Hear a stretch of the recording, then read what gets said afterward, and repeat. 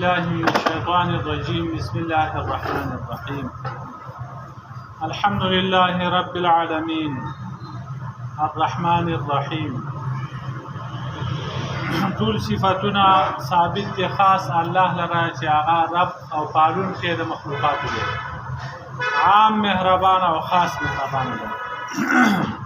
الحمد باندې لک بحث شو او لله الله باندې رب هغه لک بحث شو العالمین عالمین لراغو نو عالمین جمع د عالم د الله نه سیوا ټول مخلوقات ته وي دا رنګ هر هغه شی چې هغه موجوديږي په خارج کې اوس موجود دی یا بیا موجوديږي دې د عالم وي الزجاج وی چې عالم چې دی هر هغه شی دی چې الله پاک پیدا کړی په دنیا او په آخرت کې د عالم دی حسین بن مفضل رحمت الله علیه هغه وی عالم د هر زمانه مخلوق ته وي خلق ته وي عالم چې دی دا عالم نه دی عالم علامی ته وي نخا علامت دا ورته څه کوي چې دا ټول مخلوقات دلیل دی او علامه ده د الله رب العالمین په وحدانیت او د قدرت باندې نو ځکه ورته عالم وي وفي كل شيء له آیه تدل على انه واحد هر شي کې دا هغه د فرض نه خېدي دلالت کوي چې الله پاک یو دی یو او چې د الله نه سیوا ټول مخلوق ته عالم وي بیا د جمع کولو څه ضرورت چې عالم چې د هغه جمع کړي په عالمین باندې مخلوقات نو دا د دې وجنه چې د الله پاک ربوبیت کامله د هغه اظهار وشي ځکه عالمونه چې د اجزاء عالم دا ډیر زیات دي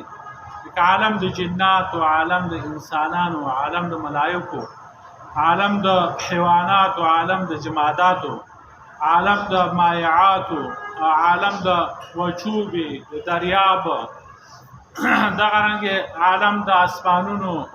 عالم د زمکه د خاورې د دا رنګ د وورو د جواهرو او د رڼا او د تیاری دا مختلف قسم عالمونه دي د دې وجه دا جمع او دغه ټول ذریات دي یو بل مختلف دي او الله رب العالمین دغه ټول ذریات پوره کوي دا غو په احوال باندې خبردار دی دا غو په تبایع او په حساب هغه خبردار دی دا غي موافقه ارس ول ورکی ذریات پوره کوي وسط عالمونه سوري نو وهب بن منبه رحمت الله علیه هغه وی چې دا اتل سره عالم دی وهب بن منبه دا تابعی دی د نبی اسلام په زمانہ کې وو خو ایمان نه راوړ بیا وروسته د عمر تانو په زمانہ کې مسلمان شو د تورات او د انجیل او د کتابونو عالم هم او د قران هم عالم نو ده وی چې علمونه ټول اتل سره دي ابو سعید خدری رضی الله تعالی عنہ هغه صحابي دی هغه وی چې دا ټول علمونه سلوي سره دي مقاتل چې دی هغه یو تابعی دی مفسر دی هغه وی چې مقاتل تبع تابعی دی هغه وی اتیا زره دی صدیق زره چې دی هغه په وچوبه کې دی او صدیق زره عالمه هغه په دریاب کې دی یو عالم دا دی چې د مشرق نه تر مغرب پورې او د شمال نه تر جنوب پورې څومره دنیا چې متحکاری دي دا یو عالم دغه سیاتیا زره نور دي دا خو په علم کې موږ ته نه دي معلومه اوس هغه خلق معلومه سيستانانه په حالات باندې معلومه چې هغه زمون په خیال او وهم په دې کې راځي د دریابونو هغه اندازه چې دا هغه تر اوسه چانه د معلومه کړي دې کې څومره وګړي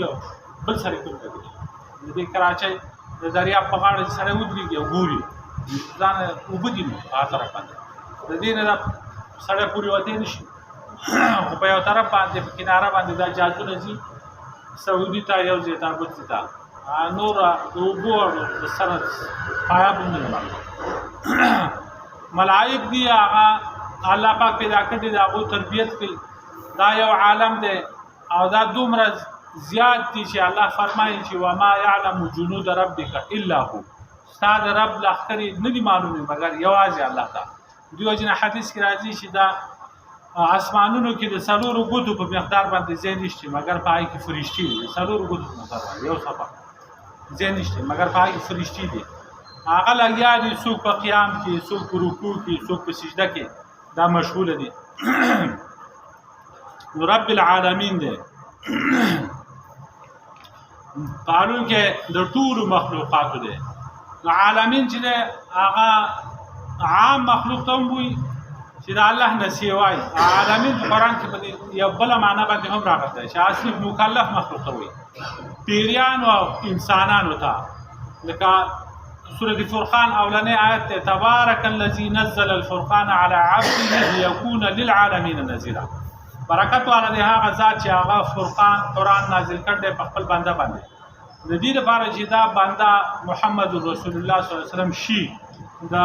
عالمین لپاره یې راول کې د عالمین مراد مکلف مخلوق یعنی د انسانانو د پیژندلو لپاره اگر چې دا یې رب دي نور مخلوقات هم شته دا معنی هم صحیح ده نبی علیہ السلام کو یې راول کې چې ټول مخلوق لپاره هغه فرشتي دي نور حیوانات او جمادات او باغو کې دا هم د الله په یریږي دا معنی صحیح ده لیکن مشهور معنی دا ده چې مکلف مخلوق لپاره هغه راغل دي دغه دوه انسانانو د پیریان د دې راول لپاره نو الرحمن الرحیم الله رب العالمین رحمان دی او رحیم دی دا اوس بل دلیل شو الحمدلله رب العالمین باندې دا یو قسمه دعوا وا چې صفاتونه ټول د الله لپاره ثابت دي ولی الحمدلله رب العالمین ځکه چې هغه رب د مخلوقات دی بیا وی الرحمن الرحیم ځکه چې هغه به حد مهربانه دی عام رحم والا دی او خاص رحم والا دی نو دا بل دلیل شو صفاتونو لایق هغه څه دی چې هغه رحمان او رحیم دی اوس رحمان او رحیم دا د مبالغې صيغې دي او دا په کثرت یعنی د ډیروالي او د دوام همیشوالي معنا په دې کې پراته ده نو بیا د دې څه فرقونه دي د رحمان او د رحیم بیا فرقونه دي په دواړو کې مبالغه شته ډیر مهربانه او رحیم باندې هم ډیر مهربانه خو ضحاک رحمت الله علیه هغه وی چې رحمان چې په نسبت سره اسمان ته یعنی رحمان هغه ذات ته چې هغه په اسمان والو باندې مهربانه دی او رحیم هغه ذات ته چې هغه په ځمکه والو باندې مهربانه دی نو موږ مخکې دا وی چې رحمان کې مبالغه سیوا ده د هغه رحم سیوا ده رحیم کې دا غنه لګه کمه ده نو اسمانونو کې ګناهونه نه کیږي یا چې کوم مخلوقات هغه پاتې کیږي فرشتي داونه ګناهونه نه کیږي نو په هغه باندې رحم ډیر سیوا ده او په دنیا کې لاندې په ځمکه باندې مختلف دغه انسانان مکلف مخلوق پاتې کیږي داونه به ګناهونه هم کیږي نو رحم به هم کوي خو عذاب ولوم ورکوي لکه دې رحم کې رحمان الله کمل ده دویم فرق دا دی چې رحمان هغه چاته وی چې هغه سوال چې نه کړي اسی بغیر د سوال نه رحمان هغه چاته وی چې هغه نه سوال وشي نو هغه ورکي او رحیم هغه ذات ته چې هغه حاجتونه پوره کوي بغیر د سوال نه ته ته غواړي او نه غواړي تاسو سوال پوره کوي نو الله پاک رحمان هم دی رحیم هم دی غیر کارونه داسې چې هغه موږ نه دی غوښتي الله پاک هغه حاجتونه زموږ پوره کوي حتی چې زموږ دا وجود چې دا موږ نه خلنو نه دی خدای پاک ته موږ دنیا ته ولېږي موږ دا نعمتونه راکړي بلکې په دې دنده په دې جسم کې کوم نعمتونه الله پاک موږ راکړي او رحم را باندې کړي او کوم پرزي چې فټ کړي اندامونه هغه چریږي دا معده چریږي باقاعده اوس هر سړي دا معده چریږي دا خوراک هلکي او فقط دیږي دا زړه چریږي دا یو پرزره په ټنونو وینه چې دا پمپ کوي بدن ته ګرځي کوي د دې نو اوس موږ نه حوادث په مخه دا قطه پټي دا هر څه سره شي موږ ته دا پته اوس نه لګي دا به اله چې ایکس ری کې دا ای سی جی کې نو هغه به وته چې دومره رفتار آج هم ته دې پته دغه شانتي دا ګوردی دی هغه باقاعده خپل کار کوي موږ ته دا غي پته هم نشي دا چې پرزي په پیدا کړ چې هغه موږ له نمونه هم ناراضي هغه په خپل کار کې مشغول دي موږ غوښتل نه دي الله پاک زموږ حاجت پوره کړی هغه موږ سم د انسانانو ګرځو راګرځو خپل کار کوو دریم فرق دا دی چې رحمان چې کوم دی هغه چاته وایي چې هغه رحمت سی وایي رحیم هغه چاته وایي چې هغه رحمت بار بار څلورم فرق دا دی چې رحمان چې کوم دی هغه چاته وایي چې هغه رحم او مهرباني په دنیا کې او رحیم هغه چاته وایي چې هغه مهرباني په آخرت کې الله پاک رحمان هم دی رحیم هم دی نو په دنیا کې هم مهربانه دی او په آخرت کې هم مهربانه دی. پنځم فرق دا دی چې رحمان چې کوم دی هغه چاته وایي چې د هغه نعمتونه غټ غټي او رحیم چې دی هغه چاته وایي چې د هغه نعمتونه واړه واړه وي. نو په دې کې اشاره دي ته چې الله پاک د مشرکانو په عقیده باندې رد دی چې دي شریکانو ته الله پاک هیڅ شی هم نه دی پرېښودی. که غټ نعمتونه دي هغه هم الله پاک کړي او که واړه نعمتونه دي هغه هم کړي دي. نو موږ یې چاته حواله کړي نه یو. مخلوق هغه نه باباګانو ته محتاج دی، نه اولیاءو ته او نه پیغمبرانو ته، نه بل چا ته. ټول ضرورتونه الله پاک په خپل هغه پوره کوي. شپږم فرق دا دی چې رحمان هغه چاته وایي چې هغه مخلوق ته فایده رسوي او رحیم هغه چاته وایي چې هغه د مخلوق نه ضرر دفع کوي. اوم فرق دا دی چې رحمان هغه څوک دی چې هغه نعمتونه عامي په دنیا کې الله پاک رحم کړی دی په کافرو او مسلمانانو ټولو باندې، او رحیم هغه څوک دی چې هغه مهرباني او رحمتونه خاص دي. نو په آخرت کې الله پاک مهرباني کړې ده صرف هغه باندې مؤمنانو باندې مسلمانانو باندې، بیا کافرو باندې هلته رحم نه کوي. نو دغه بل فرق شو. دغسې بل فرق دا دی چې رحمان چې دی هغه دی چې هغه رحمت عام دی، رحمان عام دی، او رحیم چې کوم دی چې هغه رحمت کامل دی. نو دا مختلف قسمه هغه فرقونه دي په منځ کې.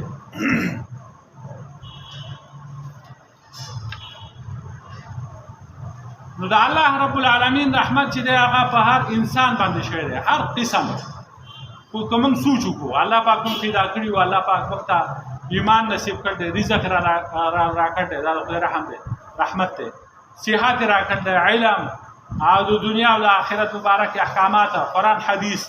د عشان صحیح عقیده، اتباع د سنت او د پیغمبر. الله پاک دا رحم په موږ باندې کړ دی چې زموږ ګناهونه یې پټ کړي او زمونږ نیکیانې چې دی هغه الله پاک ښکاره کړي دي بې حسابه بې کتابه چې کوم دی هغه الله پاک هغه انسانان داخلي جنت ته. نو که سړی سوچ وکړي نو الله پاک دا رحمتونه هغه ډېر زیات دي. اوس د رحمت د حاصلولو لپاره چې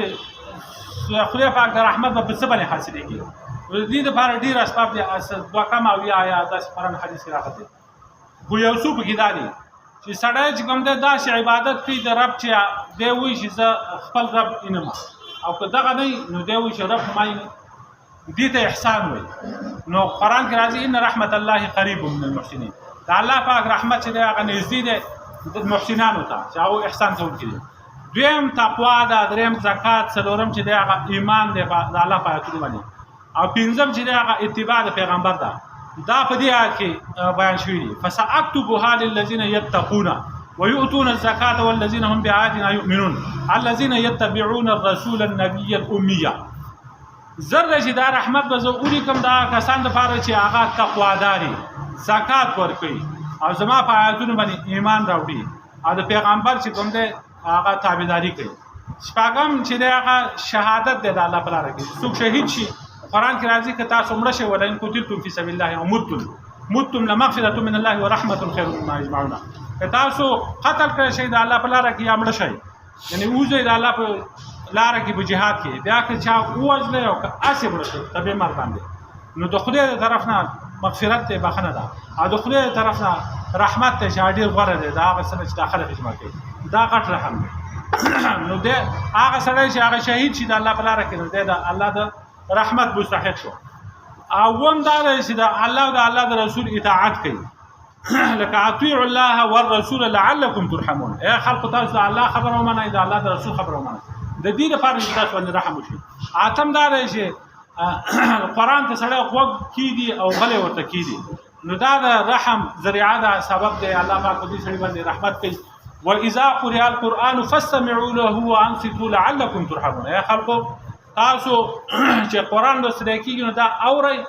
او دې ته چپ اوسېږئ، د دې لپاره چې تاسو باندې رحم وشي. نه هم چې دی هغه استغفار دی چې څوک د خدای نه د بخښنې سوال کوي الله پاک په هغه باندې رحم کوي. لولا تستغفرون الله لعلکم ترحمون. یا خلقو تاسو د خدای نه بخښنه ولې نه غواړئ چې خدای پاک تاسو رحم وکړي؟ لسم سبب چې دی هغه د الله نه یاره ده، د الله د عذابونو نه، که هغه د دنیا عذاب دی او که د آخرت عذاب دی. قرآن کې راځي ولینذرکم ولتتقوا ولعلکم ترحمون. دې لپاره چې دا پیغمبر تاسو ویریږئ نو چې ویریږئ نو دا به د رحم ذریعه ده، الله پاک په تاسو باندې رحم وکړي. او بل سبب یو لسم دا دی چې د خلقو په منځ کې صلح راولي، نو خدای پاک په هغه سړي باندې رحم کوي. انما المؤمنون اخوه فاصلحوا بین اخویکم واتقوا الله لعلکم ترحمون. مسلمانان ورونه دي نو تاسو د دوه ورونو په منځ کې اصلاح راولئ، جوړ جاړی وکړئ او د الله نه ویریږئ، د دې لپاره چې په تاسو باندې رحم وشي. او دولسم سبب چې دی هغه صبر دی مصایب باندې، چې مصیبتونه راځي او په هغې صبر کوي نو دا سړی د خدای د رحمت مستحق دی. قرآن کې راځي اولئک علیهم صلوات من ربهم ورحمه، چې چاته څه تکلیف ورسېدی وي انا لله و انا الیه راجعون، نو دغه کسان چې دي په دوی باندې د الله پاک طرف نه برکات دي، رحمتونه دي. او د لسم سبب دا دی چې الله باندې ایمان راوړي، د الله په دین باندې منګولي ولګوي. فاما الذين امنوا بالله واعتصموا به فسيدخلهم في رحمه منه. اصل الله سم سبب چې کوم دی هغه جهاد دی د الله په لاره کې، يبشرهم ربهم برحمه منه ورضوان وجنات. څوک چې جهاد کوي نو الله پاک هغه ته د جنت او د خپل رحمت او د رضا زیری ورکوي او رحم دي کوي. او پنځلسم سبب چې دی هغه ایمان د پیغمبر باندې او تقوا ده. لکه یا ایها الذین آمنوا اتقوا الله وآمنوا برسوله یؤتکم کفلین من رحمته. یا مسلمانان د خدای نه ویریږئ، ایمان راوړئ د هغه په پیغمبر باندې، خدای پاک به دوچن او ډبل ثواب درکړي. نو د دین علاوه نور هم ډېر شی فایدې چې کوم دی هغه دوه کم او یا درې کم او یا یو کتاب کې لیکل دی. دا پنځلس شو. مالک یوم الدین سبا